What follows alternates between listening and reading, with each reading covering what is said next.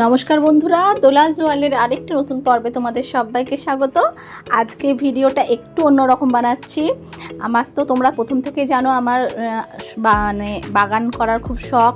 ব্যালকনিটাকে খুব সুন্দর করে আমি সাজিয়েছি ফুল দিয়ে, মানে নিজে হাতে করে ছোট্ট ছোট্ট গাছ এনে বসিয়ে আমি ব্যালকনিতে এখন ফুলে একদম ভর্তি হয়ে গেছে। আমার ব্যালকনি খুব সুন্দরভাবে ফুলে ভর্তি হয়ে গেছে। তোমরা আমার যারা ব্লগ দেখেছো তারা তো নিশ্চয়ই দেখেছো যে ব্যালকনিটা কত সুন্দরভাবে ফুলে একদম ভরে গেছে। তো খুব সুন্দর দেখতে লাগে। আর কিভাবে এটা আমি বানিয়েছি আর কি পরিচর্যা করেছি, খুব কম পরিচর্যা করে কিভাবে বেশি ফুল পাবো আমরা, সেটাই তোমাদের সঙ্গে আজকে আমি টিপস হিসাবে শেয়ার করব। আর কিছু ইম্পর্টেন্ট পয়েন্টও বলবো। তোমরা অবশ্যই ভিডিওটা দেখো, আশা করছি তোমাদের ভালো লাগবে। তাহলে চলো শুরু করা যাক কিভাবে আমরা অল্প পরিচর্যা করে কিভাবে আমরা অনেক ফুল পাবো। তাহলে চলো শুরু করা যাক। হাই বন্ধুরা, নমস্কার। তো আজকে একটা নতুন আমি ভিডিও বানাচ্ছি। তো আশা করছি তোমাদের নিশ্চয়ই ভালো লাগবে। তো তোমরা দেখতে থাকো। দেখো, তোমরা নিশ্চয়ই দেখেছো আমার বাগান কত সুন্দর। দেখো এত সুন্দর আমি বাগানটাকে তৈরি করেছি। আমার দেখতে পেয়েছো তোমরা কত ফুলের গাছ। আর দেখো নিচেও দেখো কত সুন্দর আমার প্রচুর গাছ। আমার দেখতে পেয়েছো, দেখো কত সুন্দর গাছপালা আমার।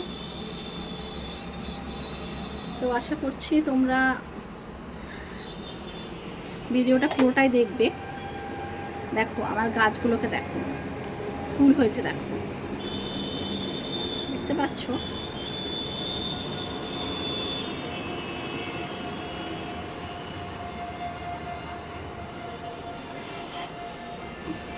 তো তোমাদের সাথে আমি যেটা শেয়ার করতে চাই সেটা হচ্ছে আজকে যে আমার এই বাগান আমি খুব ছোট থেকেই আমার গাছের শখ, কিন্তু আমি গাছের যত্ন আমি যতটা সম্ভব করি। তবে বড় বড় বাগানিরা যেভাবে বলে অত যত্ন আমি পারি না।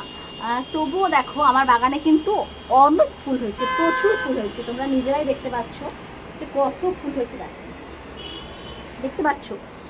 তো কিভাবে এই ফুলটা হয়েছে আমি তোমাদেরকে কতগুলো টিপস দিচ্ছি। তো প্রথমে অনেকেই বলে মাটি তৈরি করতে হবে ভালোভাবে। হ্যাঁ, অবশ্যই যদি তৈরি করতে পারো তার থেকে ভালো তো কিছুই হয় না। কিন্তু যদি না পারো তাহলে সেক্ষেত্রে তোমরা মাটি তৈরি যেভাবেই করো না কেন, তো মাটি তৈরির পরে গাছ লাগানোর পরে যে চর্চা সেটা যদি তোমরা করতে পারো তাহলেও যথেষ্ট ভালো ফুল হবে। ঠিক আমার মতোই, আমার গাছে যেরকম ফুল হয়েছে ঠিক সেরকমই তোমাদের গাছেও তার থেকেও বেশি ফুল হবে। তো কিভাবে এটা করবে আমি বলে দিচ্ছি।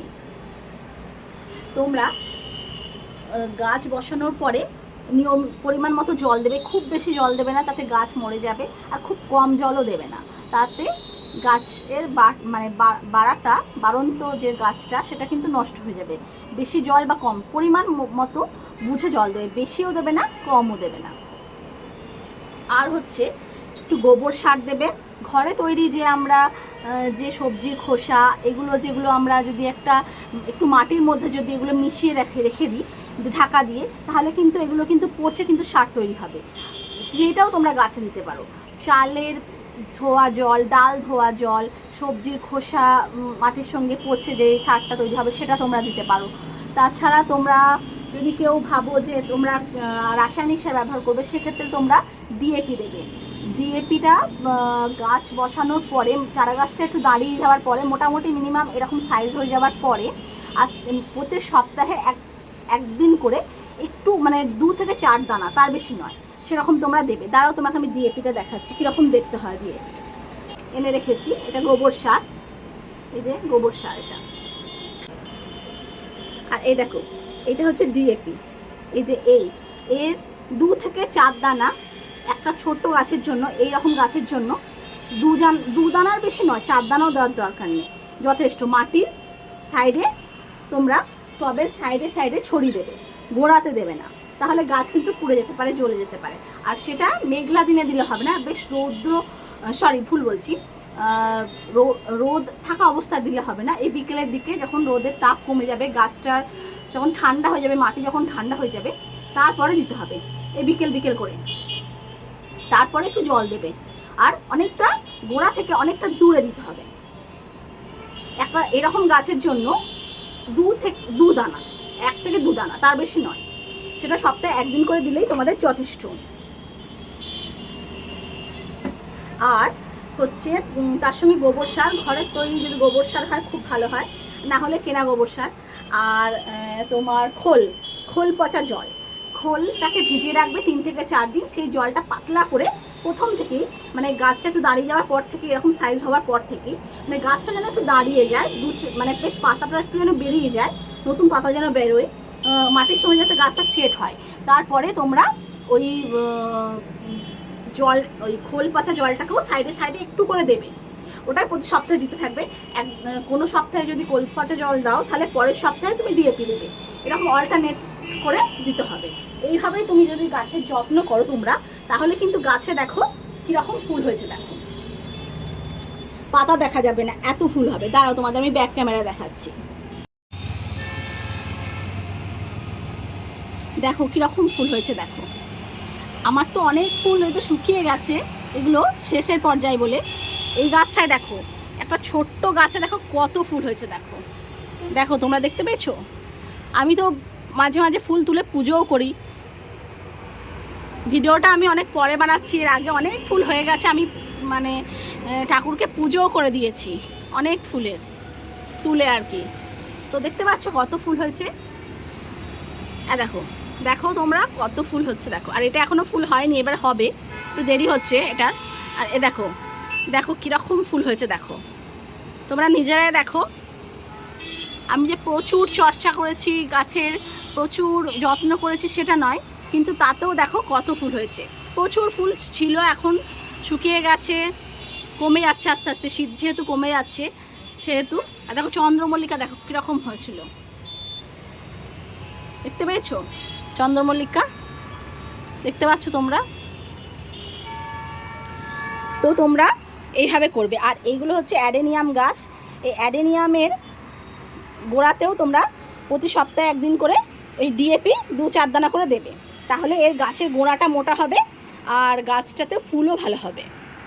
এইভাবে তোমরা গাছের যদি পরিচর্যা করো, তাহলে কিন্তু গাছে খুব ভালো ফুল হবে। আর এরকম সুন্দর টেরেস বাগান বা টেরেস গার্ডেন যেটা, সেটা করতে পারবে। দেখো আমার এই বারান্দায় বসলেই কিন্তু আমার সময় কেটে যায়, সারা দিন আমার এই বারান্দায় বসেই সময় কেটে যায়।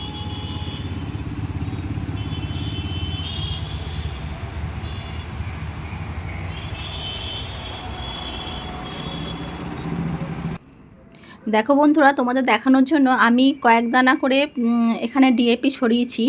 এটা অ্যাডেনিয়াম গাছ, তাই এখানে একটু বেশি ছড়ালেও খুব একটা অসুবিধা নেই। এই গোড়াগুলো মোটা হবে আর ফুলও খুব ভালো হবে। আর ডিএপি মানে হচ্ছে নাইট্রোজেন এর মধ্যে থাকে প্রচুর পরিমাণে, তো গাছের জন্য এটা খুবই দরকার। অক্সিজেন, নাইট্রোজেন এগুলো, তো তার জন্যই এটা দিতে হবে। আর এটা হচ্ছে বোগনভেলিয়া গাছ, এখানেও একটু বেশি পরিমাণেই দিয়েছি। কিন্তু ছোট চারা গাছের ক্ষেত্রে 1 থেকে 2 দানার বেশি একদমই দেবে না। ছোট চারা গাছ মানে একদম ছোট না, মাঝারি গাছের কথা বলেছি আমি। যেগুলো চারা গাছগুলো রোপণ করার অন্তত 15-20 দিন পর থেকে শুরু করলে, বা 1 মাস পর থেকে শুরু করলে ভালো। তো দেখো কত সুন্দর ফুল হয়েছে। তোমাদের তো সমস্ত টিপসই বললাম, আর কয়েকটা টিপস বলে দিই। সেটা হচ্ছে তোমাদের যে কোনো সবজির খোসা তোমরা জলের মধ্যে ভিজিয়ে রেখে সেই জলটা দিতে পারো, কলার খোসা দিতে পারো, যে কোনো ফলের খোসা দিতে পারো। আবার চায়ের লিকারের যে চায়ের পাতাগুলো হয় সেগুলো একটু শুকিয়ে তোমরা গাছের গোড়ায় দিতে পারো। মানে চিনিটা ধুয়ে দেওয়ার পর, চায়ের পাতা যে চিনি, চাটা তো চিনি দিয়ে করি, তো চিনির যে ইয়েটা সেটা ধুয়ে দেওয়ার পর চায়ের পাতাটা একটু ধুয়ে রোদে শুকিয়ে সেটা দিতে পারো। তো এরকম করে আমরা আবার ডিমের খোসা আমরা একটুখানি শুকিয়ে দিতে পারি। এভাবে আমরা ঘরে মানে সার নিজেরাই তৈরি করে নিতে পারবো, খুব সহজে এগুলো হয়ে যায়। এগুলো কোনো রকম ক্ষতিকারক না, কেমিক্যাল না। তো তোমরা এগুলো খুব সহজেই, ঘরে বাচ্চা থাকলে তো এইরকম সারই আমরা ব্যবহার করাটা আমাদের জন্য সেফ, তাই না? তো তোমরা এগুলো এইভাবেই তোমরা দিও। আশা করছি তোমাদের বাগানটাও খুব সুন্দরভাবে সেজে উঠবে, ফুলে ফলে ভরে উঠবে। তো যাই হোক, তো তোমরা দেখতেই পাচ্ছ আমার এই বাগান টেরেস ব্যালকনি খুব সুন্দরভাবে আমি এই বাগানটাকে বানিয়েছি। আর খুব কম পরিচর্যা করেই সপ্তাহে একদিন করে এদের পেছনে এই সার, খোল, জল, সবজির খোসা এগুলো তোমরা যখন যখন যেমন পারবে সে অনুযায়ী দেবে। আর গাছের সাইডে মাটিতে সাইডে ডিএপি দেবার পর অবশ্যই জলটা দেবে।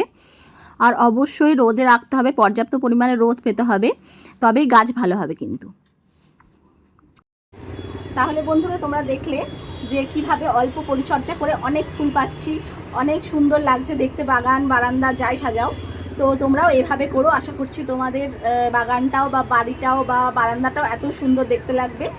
আর যদি ভিডিওটা ভালো লাগে, একটু যদি তোমাদের কাছে ইনফরমেটিভ বা উপকারী মনে হয়, তাহলে অবশ্যই আমার চ্যানেলটাকে সাবস্ক্রাইব করো, লাইক করো, শেয়ার করো। আর আমার নতুন বন্ধু হয়ে আমার চ্যানেলটাকে আমার পাশে থেকো আর কি, আমার বন্ধু হয়েও আমার চ্যানেলটাকে সাবস্ক্রাইব করে আমার বন্ধু হয়েও। আর অবশ্যই কমেন্ট করে জানিও যদি তোমাদের একটু উপকারে আসতে পারি। অবশ্যই তোমরা যদি আরও কিছু জানার থাকে অবশ্যই আমাকে কমেন্ট করে জানিও। তাহলে আজ আসি বন্ধুরা, টাটা।